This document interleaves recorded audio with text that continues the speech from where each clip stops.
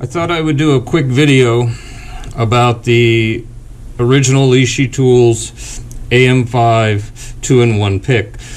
There's a few questions about how to use this, its accuracy, and in particular the lifter tip on this particular tool. So if you look at the tip, you can see exactly how it should be shaped, and if it gets bent here at the front, you can definitely tell that it's not going to read properly or be able to even pick very well either.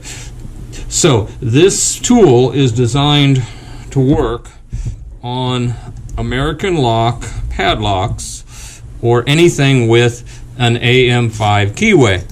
So I'm going to slide it in. I pull the lifter arm all the way back and draw it down so that there's no issue with it interfering with any of the pins in the lock.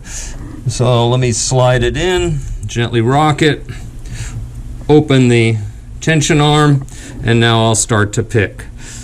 What I noticed is that on this particular lock design, since the pins are a bit smaller, they can be a little misleading when you're using the tool. The bounce isn't quite as predominant as on some of the other locks, but it's okay. So I'm working my way across, and I get to my first position here. Notice how it had a falset there, so there must be maybe a spool pin or something else going with that first location. So now let me move this over so you can see the reading panel. Let me take a quick read. So it's 3, 7, 8, 4,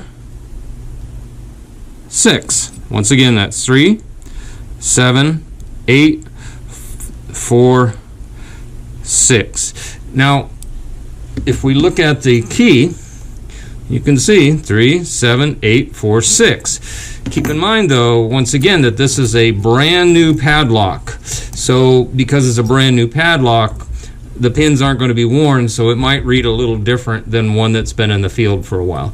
But once again, this is the AM5 original Lishi Tools 2-in-1 pick. See you soon, and happy picking.